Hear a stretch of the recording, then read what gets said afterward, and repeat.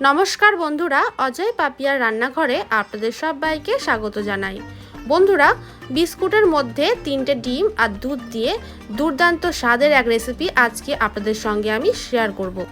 কি বন্ধুরা, অবাক লাগছে তো? বিস্কুটের মধ্যে ডিম আর দুধ দিয়ে কি তৈরি হতে চলেছে? হ্যাঁ বন্ধুরা, খুবই অবাক করা রেসিপি তৈরি হতে চলেছে। রেসিপি শুরু করার আগে আপনাদের কাছে অনুরোধ রইল ভিডিওটি শেষ পর্যন্ত দেখার জন্য, আর অবশ্যই আমার চ্যানেলে নতুন বন্ধু হয়ে থাকলে চ্যানেলটিকে সাবস্ক্রাইব করে নেবার জন্য। তো চলুন দেখে নেওয়া যাক আজকের রেসিপি। প্রথমেই আমি এখানে নিয়ে নিয়েছি 3টে ডিম। ডিমগুলোকে আমি ফাটিয়ে একটা বাটির মধ্যে নিয়ে নেব।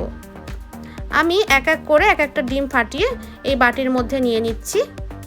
আমি এই রেসিপিটির জন্য 3টে ডিম ব্যবহার করেছি, তবে আপনারা চাইলে এর থেকে বেশি ডিম দিয়েও এই রেসিপিটি তৈরি করতে পারেন।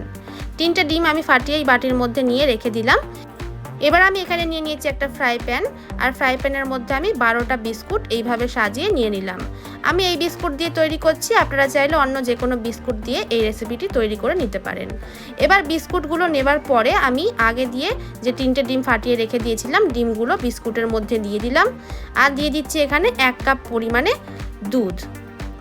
দুধটাকে কিন্তু আমি আগে দিয়ে জাল দিয়ে ঠান্ডা করে রেখে দিয়েছিলাম, তারপরে ব্যবহার করছি। ডিম আর দুধ বিস্কুটের মধ্যে দেওয়ার পরে আমি ভিজিয়ে 2 মিনিটের জন্য রেখে দিয়েছিলাম। এখন বিস্কুটটা ভালোভাবে ভিজে গেছে। এবার আমি এখানে নিয়ে নিয়েছি একটা মিক্সিং জার। এই মিক্সিং জারের মধ্যে এবার ডিম, দুধ আর বিস্কুটের মিশ্রণ নিয়ে নেব। মিক্সিং জারের মধ্যে আমি এই সব কিছু নিয়ে নিলাম। নেওয়ার পরে এর খুবই স্মুথ একটা পেস্ট তৈরি করে নেব। এদিকে ওভেনের মধ্যে ফ্রাই প্যান বসিয়ে নিয়ে ফ্রাই প্যানের মধ্যে আমি 6 চা চামচ পরিমাণে দিয়ে দিচ্ছি চিনি। চিনিটাকে ভালোভাবে এইভাবে নেড়ে চেড়ে চিনিটা গলিয়ে নেব। চিনিটা যখন গলতে শুরু করবে, দেখুন চিনির মধ্যে এইরকম একটা কালার চলে আসবে, তখন গরম অবস্থাতেই এটাকে আমি একটা বাটির মধ্যে নিয়ে নিচ্ছি। অবশ্যই কিন্তু গরম থাকা অবস্থাতেই এটাকে বাটির মধ্যে নিয়ে নিতে হবে। আমি এখানে সিলভারের বাটি ব্যবহার করেছি, আপনারাও কিন্তু অবশ্যই চেষ্টা করবেন সিলভারের বাটি ব্যবহার করার জন্য। বাটির মধ্যে ক্যারামেলটা নেবার পরে আমি ভালোভাবে বাটির চারপাশে লাগিয়ে নিয়েছি, দেখুন। এবারে আগে দিয়ে যে বিস্কুট, দুধ আর ডিম দিয়ে পেস্টটা তৈরি করে রেখে দিয়েছিলাম, সেটা এর মধ্যে আমি নিয়ে নিচ্ছি। ডিম, দুধ আর বিস্কুটের মিশ্রণটা বাটির মধ্যে নেওয়ার পরে বাটিটাকে আমি ওপর দিয়ে এইভাবে ঢাকনা দিয়ে দিলাম। এবার ওভেনের মধ্যে কড়াই বসিয়ে নিয়ে কড়াইয়ের মধ্যে আমি পরিমাণ মতো জল দিয়ে দিচ্ছি।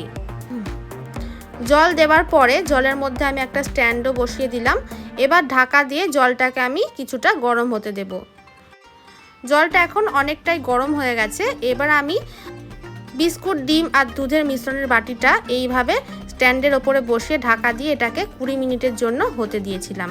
20 মিনিট পর আমি ঢাকনাটা খুলে আপনাদেরকে দেখাচ্ছি। একটা টুথপিকের সাহায্যে আপনাদেরকে দেখিয়ে দিচ্ছি এটা কতটা পারফেক্টভাবে তৈরি হয়েছে। দেখুন, একটুও কিন্তু মিশ্রণটা টুথপিকের মধ্যে লেগে নেই।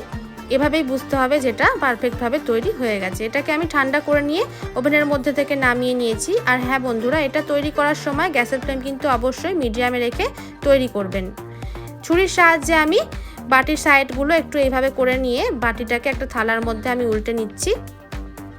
দেখুন, ঠিক এইভাবে উল্টে নেবার পর হাতের সাহায্যে বাটির মধ্যে এইভাবে মারতে থাকবো। এতে কিন্তু পুডিংটা খুব সহজেই বাটির মধ্যে থেকে ছেড়ে চলে আসবে। দেখুন বন্ধুরা, কত সুন্দর পুডিং তৈরি হয়েছে। আপনাদেরকে আমি কেটেও দেখাচ্ছি পুডিংয়ের ভেতরটা কতটা সুন্দরভাবে তৈরি হয়েছে। আমি এটাকে ফ্রিজে রেখে ঠান্ডা করে নিয়েছিলাম, তারপরে আপনাদেরকে কেটে এটা দেখাচ্ছি। দেখুন বন্ধুরা, পুডিংয়ের ভেতরটাও কতটা সুন্দরভাবে তৈরি হয়েছে। বন্ধুরা, আপনারাও দেরি না করে চটপট বানিয়ে ফেলুন বাড়িতে, খেতে খুবই ভালো লাগে। আর এই পুডিংটা তৈরি করতে খুব বেশি উপকরণ আর সময়ের প্রয়োজন হয় না। তাহলে বন্ধুরা, আমার আজকের এই সহজ রেসিপিটি আপনাদের কেমন লাগলো অবশ্যই আমাকে কমেন্ট করে জানাতে ভুলবেন না। ভিডিওটি ভালো লাগলে লাইক, কমেন্ট, শেয়ার করবেন। আজ এই পর্যন্তই। ভিডিওটি শেষ পর্যন্ত দেখার জন্য ধন্যবাদ।